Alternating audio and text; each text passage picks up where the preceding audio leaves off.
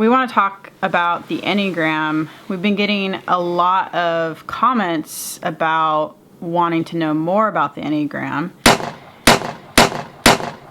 So we thought we'd make a vlog about it.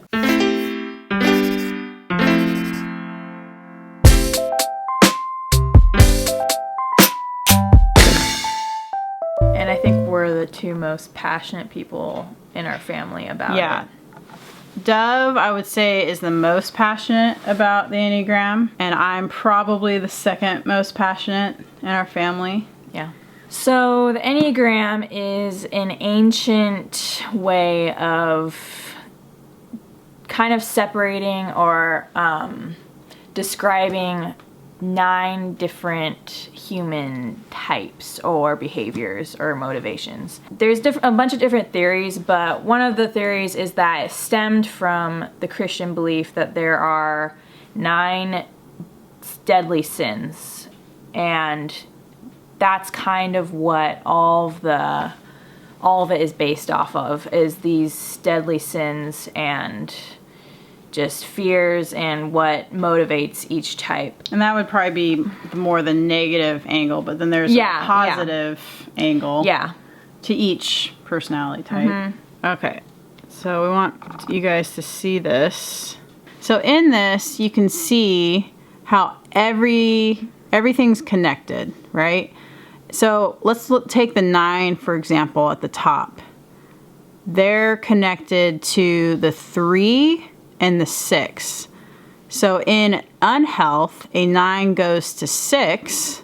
In health, a 9 goes to 3. Or takes on the unhealthy attributes and then the healthy attributes. It doesn't really go... Yeah, like it's not saying the 6 is unhealthy or the 3 is healthy. It's saying the 9 takes on the unhealthy attributes of the 6 and then the healthy attributes of the 3 when they're healthy. But you can see with each type, they have a healthy and unhealthy version of themselves. Each type has 2 different wings.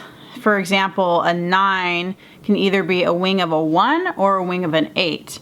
And notice that those wings are right next to the 9. So it's not, you can't have like a 9 and a wing of a 7 or a wing of a 5.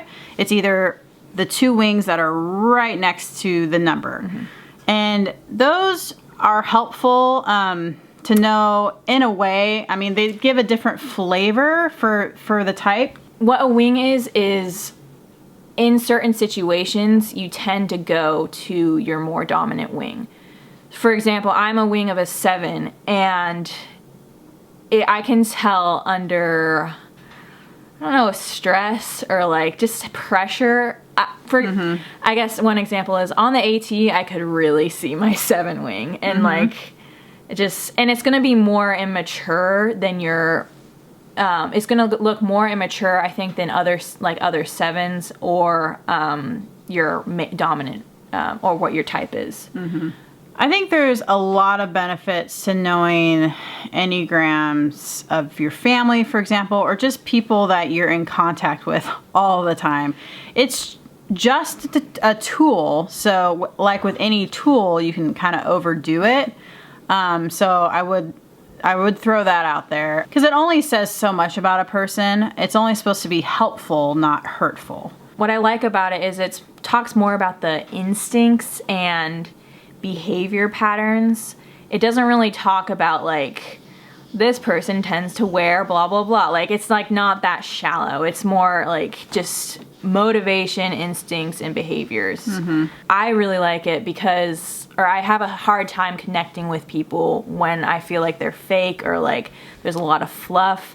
So I feel like when I know their Enneagram, it's just like, boom, okay, I know who you are. And like, it's that's kind of one way I like it. Yeah. I would be careful to type someone because it's very easy to do that, to say, oh, you kind of seem like a so-and-so, but it's not usually that accurate because there's so many different reasons why people do what they do. So I think it'd be actually helpful or interesting for you guys to know what Dove and mine's types are now that you know a little bit about it. So I'm a 9, which is the peacemaker. I think my dominant wing is a 1. I'm an 8 with a wing of a 7. The challenger with the wing of an enthusiast. Yeah. We've found out the types of everyone in our family who's like old enough. And that's been really cool and just kind of funny, learning and then like just reading about each other and being like, oh my gosh, yeah, this is why you do this, and this is why this drives me crazy about you. Yeah. So memory is a 7, which is an enthusiast. 7. Oh, this isn't getting confusing at all. He is a 4, which is an individualist. With the wing of a 3. Wing of a 3. Eden is a 1, which is a reformer. With the wing of a 9. Ben is also an 8, like Dove, which is a challenger, and I think they have the same wing. Yeah. 7. I can't wait to find out what Filia and Rainier are. Trying not to guess. It's hard not to guess. I try not to guess. We're trying to take our own advice and not trying to type them, but just with especially Eden and 7 right now, I mean, maybe it's just because they're the most different for me. It's just so funny. Like, it's just Eden's a 1, and I think the 8 and 1 relationship is really interesting, and maybe just because I live it, but I just like even reading about it, I'm like, because they're so alike in some ways and how they're both very independent. They both strive for independence. 8s don't want to be controlled. More black and white thinkers. Yeah. And they love justice. 8s and 1s strive for independence. 8s don't want to be controlled and 1s don't want to be controlled, but their ways of going about that are so different. 1s try not to be controlled by following every single rule to the letter and like creating even more rules for themselves, and just like you can really, which is Eden. And 8s tend to, in a way of not being controlled, try and like break the rules and not follow the rules. And you're above the rules kind of thing. Yeah, I make my own rules. But like not like Eden. yeah. Different rules. Very different. Yeah, we both don't want to be controlled, but it's just, I just thought that was fascinating. I think I before hearing about this, I used to think Eden was like kind of weak and like, oh, you get controlled so easily, like you just have to follow these rules, like what a slave or something. Really, it's not like that. And like I'm kind of a slave in my own way to like not, like I can't be controlled. So it's just, I don't know, that was something helpful for me to see too. It's just like we're not that much different. I mean, we are, but we both want the same thing. Yeah. And I think it helped me just gain more respect for her. 7, it's hard. He didn't think he was a 4. He still kind of doesn't. I mean, sometimes he does and sometimes he doesn't.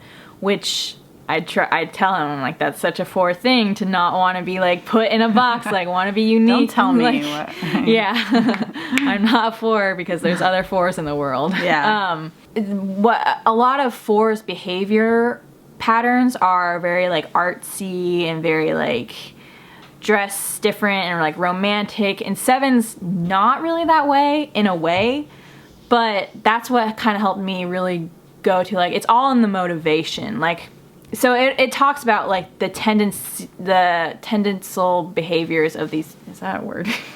Tendencies? The tendency behaviors of the different types. It goes back to why they're behaving that way. I still think 7's a 4, but 7 doesn't think he's a 4.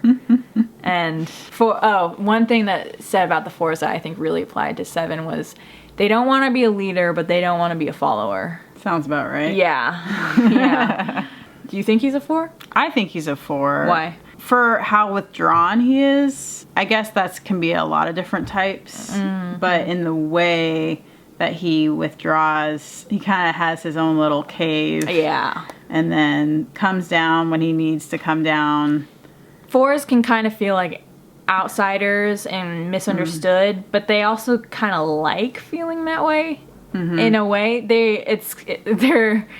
kind of, not to like whatever, but they're kind of confusing in what they want. The reason why we really like the Enneagram test and are quite biased in feeling like it's the best one out there, best personality diagnoses, if you can call it that, is it's a very holistic. It takes into account the whole person, emotional, physical, spiritual, like the whole gamut.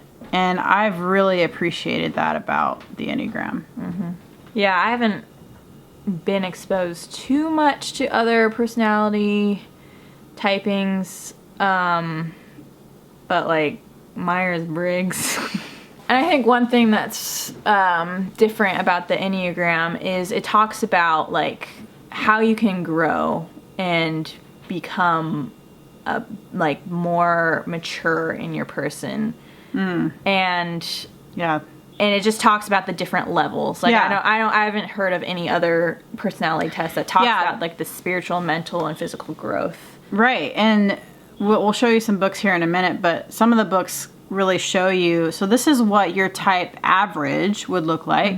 This is what an unhealthy of your type would look like, and this is what a healthy type would look like. And there's like there's a spectrum of that too. And so I think that really helps not pigeonhole you so much, and just to see, there's a spectrum for people, because someone can be the same type and not look anything like you or like someone else who's that same type because of where they're at on the health spectrum. One of the biggest examples is an 8, like in health looks like a 2. And an unhealthy 8 is like, it's basically all the villains in the world, basically. Like, I don't know. And a 2 is a helper, so an 8 in health just looks so different from like Hitler. We're assuming Hitler might have been an 8, but poor 8s. Yeah, whatever. We have a couple books if you guys are interested in learning more. The first book we ever got was this book here.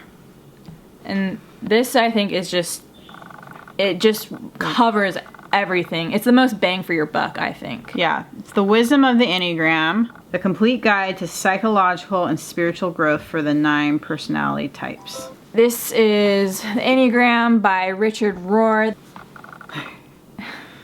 This takes a more Christian perspective on the Enneagram, and it's just like Richard Rohr's take, which Richard Rohr is a genius, so... We've really liked a lot of his other books. Yeah. And this is my newest Enneagram buy, The Road Back to You.